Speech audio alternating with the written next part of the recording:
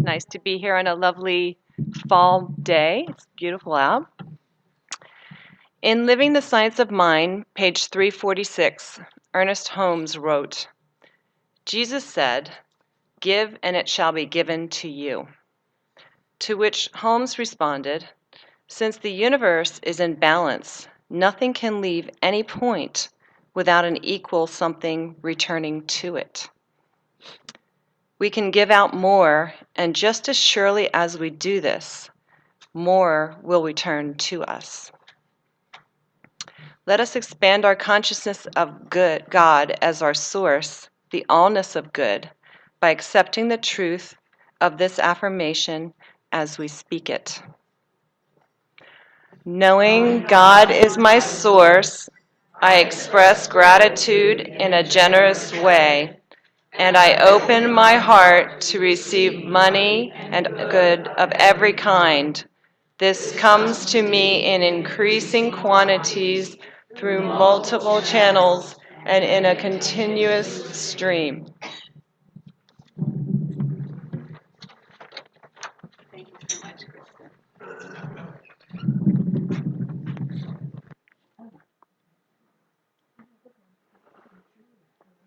So we continue this year to deepen our appreciation of the teachings of Ernest Holmes, who was a master at bringing together spiritual principles and practices found throughout the world's religions into a comprehensible and an understandable, a viable and an absolutely practical way into our lives so that we may more fully embody the truth of who we are. And this month has been all about the quality of God known as abundance. And since it is a quality of God, it's quite naturally a quality of ours as well. We are inherently beings of abundance. And so since we go back to where the source of all that is, as the presence of abundance, and realizing that that presence is within us. Jesus said the kingdom of heaven is within.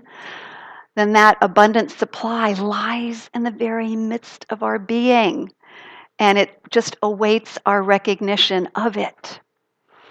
And the way in which we receive it is really what this is all about. The way we receive, the way we share it, and so it's important to begin to see ourselves in this way as inlets and outlets of universal abundance, the abundance of the divine. There is a law in the physical world. It's one of the laws of radiation, actually, that says that the absorbing power of a substance is equal to its emitting power.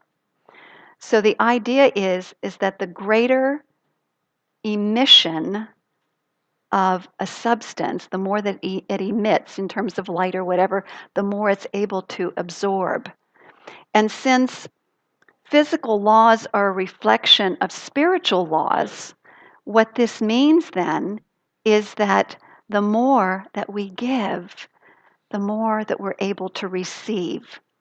And we talked a couple weeks ago about how when we give, those who can see auras, and one of my friends, Reverend Pankaj, is able to see or feel auras, says that he's experienced that when somebody actually gives, their aura expands, and so able to receive more. So the principle then or the law is called the law of giving and receiving, or the law of circulation. Give and it shall be given unto you.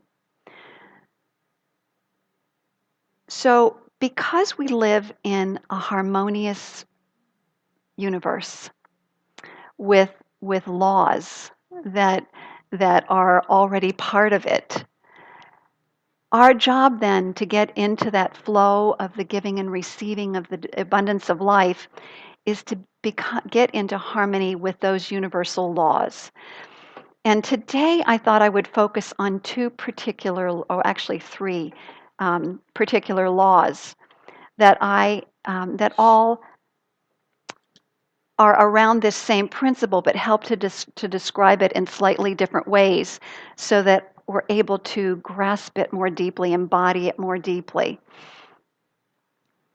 And it all begins with the idea that this is a universe that gives and gives and gives and gives. The spirit of the divine is the gift and the giver. God is the gift and the giver. And so everything that comes from a place of love, love is the ultimate of giving. Grace, again, is the giving nature of the divine. And we, as emanations of that presence, as individualized expressions of this presence, or we could call ourselves children of the Most High, our nature is to give. And when we block that giving, we are going against our nature. We are actually resisting our nature. And so the question, and one of the ways that we do that is brought up in Eric Butterworth's book. He said, when we think get, when we're thinking, what can I get? We're actually blocking the flow. So it's more helpful to think, what can I give? What can I give? It can be something that you give to yourself, something that you give to another, but what can I give? So he says, think, give, and then you get into flow and into alignment with the harmony of the universe. So life is constantly giving us opportunities to give. And we know because of this balance of life, the way this works, that when we take those opportunities, that we're enriched by it, we're expanded by it. And there's a story by Leo Tolstoy called Two Old Men. And it's a story of two Russian men who are in their 80s, and they've been talking their entire lives that one day they made a vow to each other. One day they would take a journey by foot, if you can imagine, from Russia to Jerusalem. And so they saved up their money and they planned, and so finally the day arrived that they decided to leave, and they took off on foot. And they had gone for about a day or so, and they entered a village. And this particular village looked a bit bleak. You know, it looked like the people were not doing well. And but you know, the two men were called Ephraim and Elijah. And Elijah said, "Well, you know what? I'll go into this home, and I will ask them if we can have some water." So he did. He went into the home, and it was very dark, and and he was getting a very strange feeling. And his eyes finally adjusted to the light in the house, he realized that the family that lived there was starving and was very sick. He had a conversation with them, and so he went back out and he found his friend Ephraim, and he said, "Ephraim, you go on ahead. I'm going to help this family out, and you know, I'll catch up with you at some point in time." So Ephraim took off. Elijah stayed with the family and began to nurse them back to health. And one day went into another day, went into another day, went into another day. And he, little by little, every time he got ready to leave, he realized that this family could benefit by one thing or another. And so he eventually supported this family in, regaining their health, regaining their livelihood. And then when he realized, he looked in his pocket, he realized he'd used up nearly all his money purchasing them, food and buying their land back so that they could farm it and so on and so forth. So he realized he couldn't go on to Jerusalem. He needed to return home. So he did. Meanwhile, his friend Ephraim is making a long journey to Jerusalem and with all of its adventures and so on. And he keeps looking around for Elijah, and at a couple different points he thinks he sees him off in a crowd somewhere, and but never quite catches up to him. But then he eventually returns home. So both of them are now home together, and they are sharing their adventures with each other.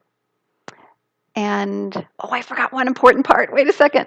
On Epham's way back, he stops in the very same village that they were in before, and a family comes out and greets him and invites him in and feeds him and tells him the story of this man, this angel of a man that was the description of his friend, uh, came and saved them and made a difference in their lives, and how they were much better people for it.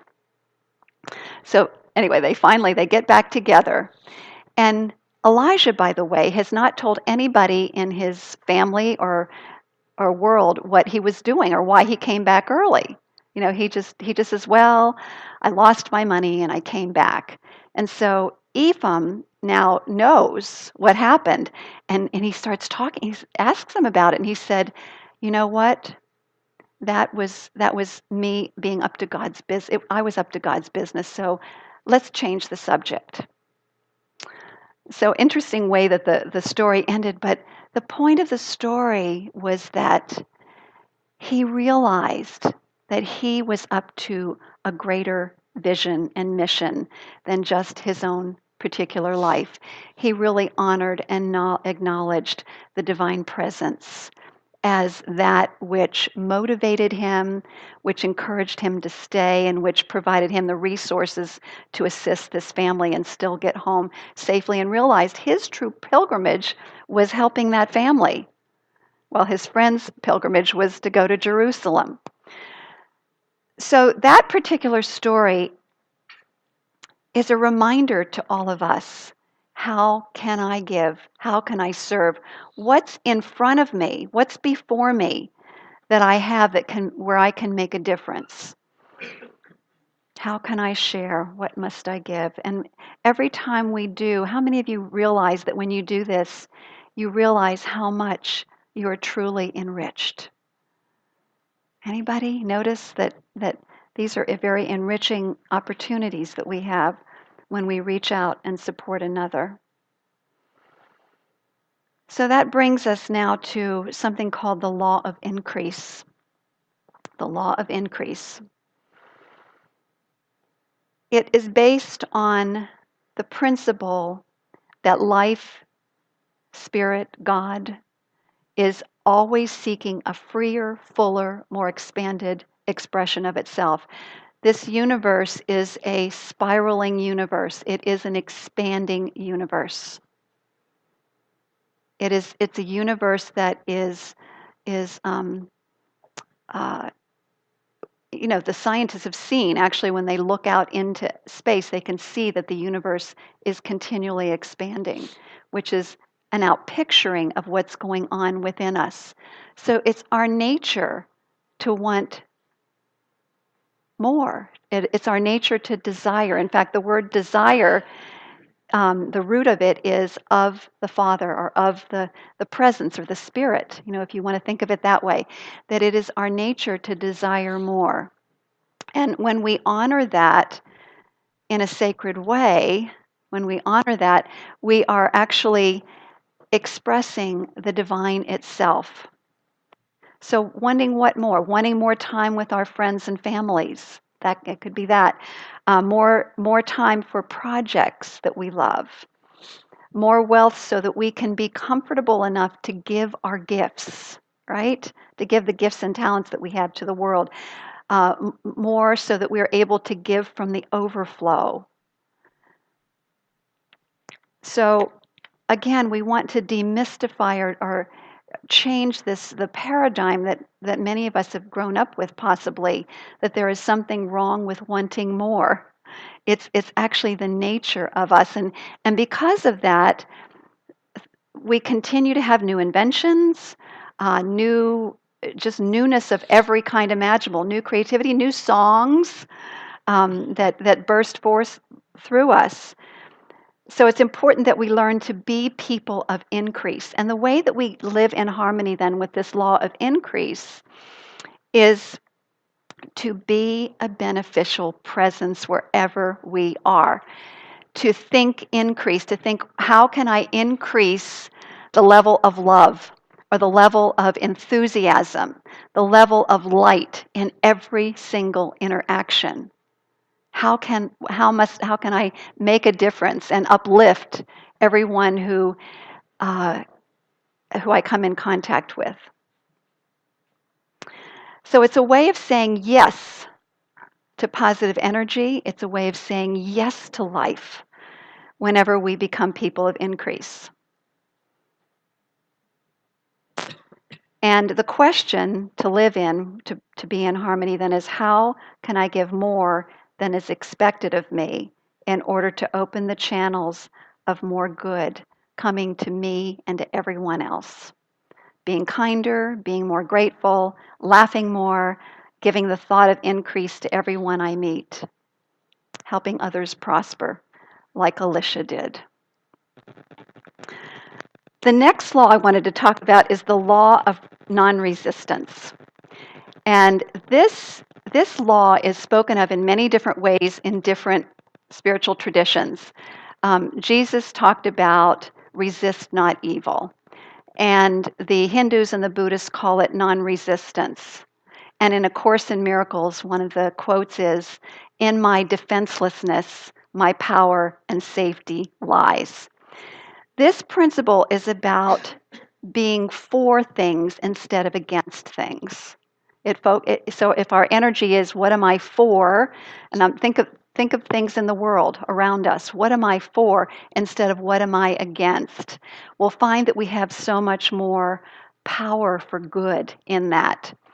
So what happens when we're thinking in terms of being against?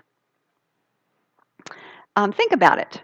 If we're in opposition and we're bumping in to someone with our opinions, our ideas, and we're against what they're talking about, and we're thinking about how we're against, it's actually a very destructive energy. A very destructive energy. And I'm bringing this up because a lot of this is going on in the world around us.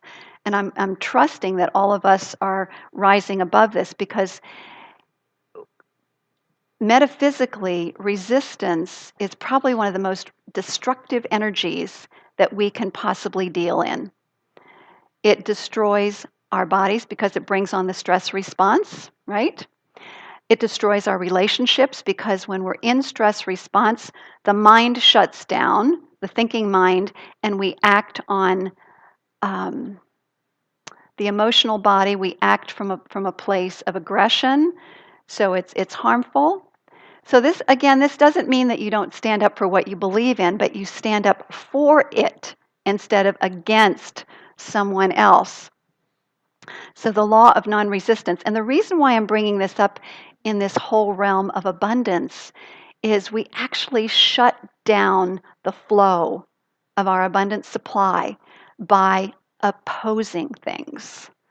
And we know when we're opposing something, right? Because we get angry, we get irritated, we get frustrated, we curse, whatever happens. You know what I'm talking about.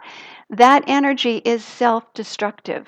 We think we're maybe getting even with the other person or whatever, but we're doing great harm to ourselves. So the practice of non-resistance then calms the mind and the emotions so that the creative mind comes through loud and clear. So we come up with solutions. And there's a little diagram that I'm going to ask Dan to put up right now that actually Linda Patton, Reverend Linda, sent to us this week that I thought is such a great diagram for non-resistance. So thank you, Reverend Linda. And it basically is like this. This is how non-resistance looks.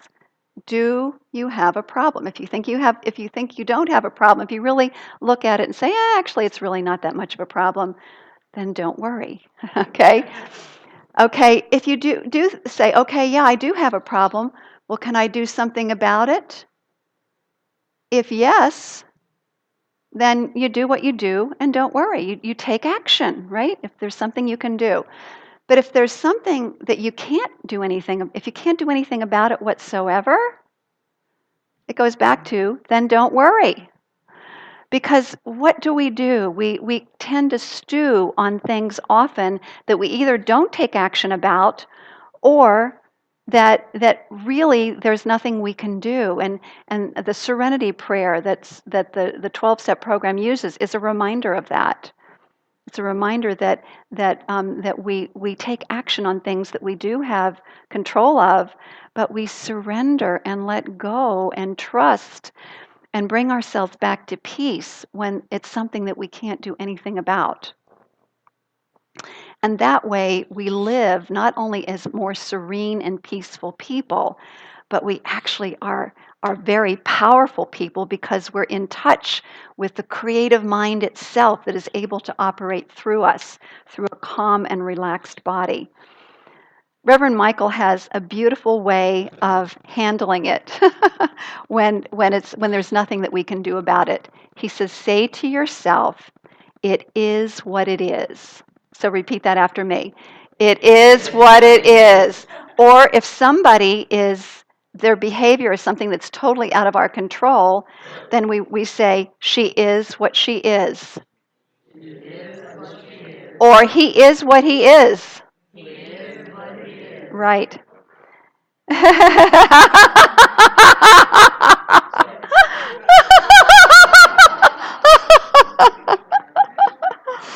love and kindness. Yes, in love and kindness, exactly.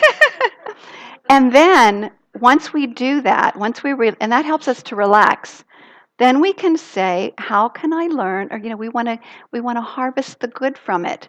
So the question then is, what can I learn, or how can I grow from this situation?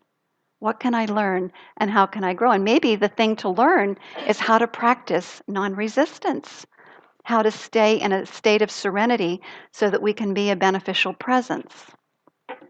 The law of non-resistance, a very important piece to living an abundant life, because it's like unclogging the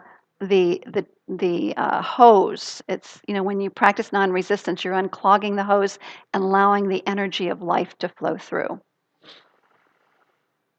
And so this is actually a review of last week, but it's a law, the law of gratitude. And the law of gratitude, Holmes puts this way. He says, appreciation, gratitude, and thanksgiving are the motive power which attracts and magnifies the hidden potentialities of life.